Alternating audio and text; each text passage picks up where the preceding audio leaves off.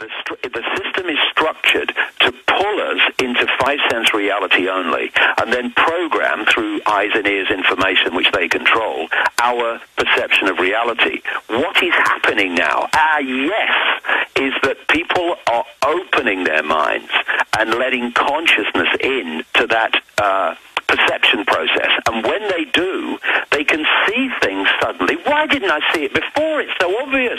Well, because you're looking at the world from another level of consciousness now. This is what's happening. This is what they're terrified of, because they know if enough people do this, game over. Because they can only control us through body-mind. They can't control us through consciousness. And therefore, the more people that awaken, and my goodness, the exponential curve now is extraordinary, the more this system loses its grip on human perception. And it loses its grip on human perception, it loses its grip on human enslavement. Well, that was my final question, is that the more they attack us, the more we resist. All I see is an awakening. And I see the system... It's incredible.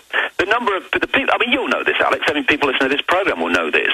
How people now, who you'd have said, never them, never her, never him, never. And they're now going, hold on a second, this has started to make sense. And you're going, not you. I mean, people are now awakening who very short time ago, mate, would have laughed this stuff in the face. And that's the level of transformation that's now going. And we've seen nothing yet. But, of course, as this happens, the cornered rat is going to throw everything at us to try to hold on to its power. And there's going to be a lot of challenges, and it's going to be a lot of upheaval, and it's going to create as much chaos as it can so that we get pulled in the five senses of fear and anxiety and, oh, my God. But it's not got the power to ultimately prevail. It's not. But it can cause a lot of problems for us, as it already is. And that's what the new war is about. That's what it's all about. Yeah. What's the name of the new book coming out? Remember Who You Are. And it's a multiple. It's not just about that one, thing that comes to mind when you say that. It's a massive tapestry of information. But remember who you are. Yeah, you're not Ethel Jones. You're not Charlie Smith. You're not your job. You're not your income bracket. You're not your color or your race. That's what you're experiencing.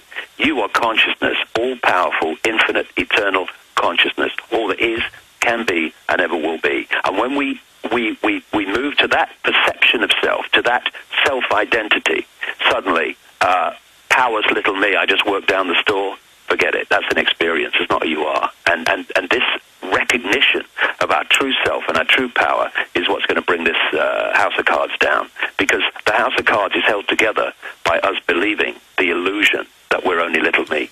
You know, David, not only is the public on fire, the general population waking up, I don't think in probably 50 interviews, just a guesstimation, I've ever heard you this energized. In fact, it's painful to even end this interview with you now because I can't imagine what else you have to say. You sound like you are on fire right now. Oh, yeah, I am. I'm energized. You know what it's like? You know when you bang your head against a wall and you get a headache and then suddenly the wall starts to crumble, you think, hey, I'll bang it some more now. And to see the light go on in so many people, I mean, the 2,000 people turning up in just one part of Australia, which has a population of only 22 million. I mean, there were 6 other events as well as that. And we're moving. And I'm just coming into America. I'm talking in Cleveland, Ohio, next Saturday, and then New York the Saturday after that, Sunday after that. And I'm looking forward to going to the Wall Street protest and seeing what's really going on there. Wait a minute. You're in the U.S.? Well, let us during the main show. Let me put you on hold right now. I know Ventura's people want to call you right now about getting you on the show. They're listening right now. They're about to call your hotel room there on the other side of the planet in New Zealand. But what about Jaron emailing you, and so we can really have a full discussion? This quickening's accelerating. How about you come on when you're here in the U.S.? Yeah, no problem. Do they go to davidicke.com to find tickets and all that? Yeah.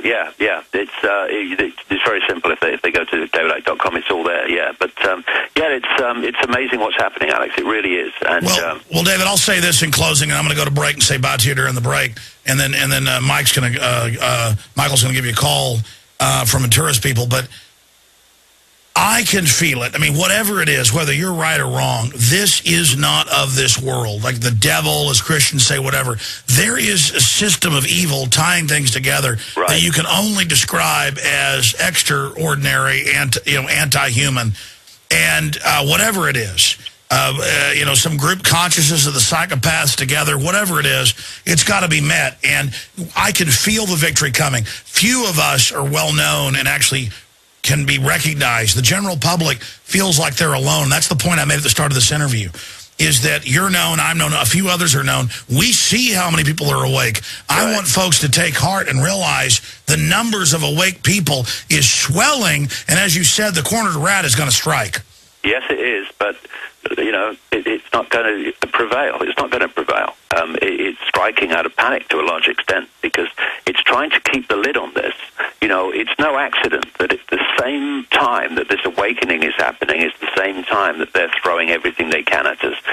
It's because they're trying to keep the lid on this, and they can't, and therefore they better get used to it.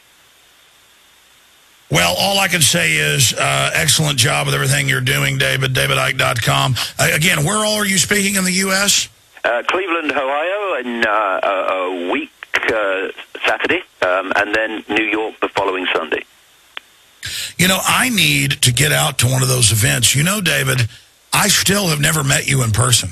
I know. Come to New York, mate. I guess I can let the TSA grab me. You know what? Is that not slave training for these serpents to put their hands on us? Oh yeah, I mean, all this stuff of the rub down for children and stuff. It's preparing children to find that totally acceptable. I've mentioned in the new book, efforts, and I'm sure you've come across them, efforts to make pedophilia and sex with children to acceptable and a normal part of stuff. And what we're seeing with the so-called human rights, UN human rights of the child and all that stuff, some of it sounds good on the surface, but it's all part of a massive tapestry of removing power of the parents over the lives of the child, and so giving it to the state under the illusion of giving it to the child.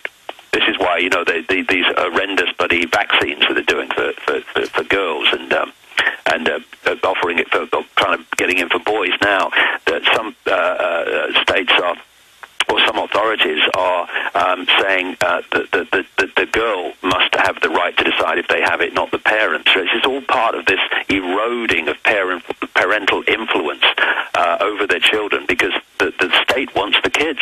And Brave New World, Aldous Huxley, it's all in there. Well, David Icke, we're going to go to this little promo for the money bomb we're doing right now, and I'll say bye to you during this break.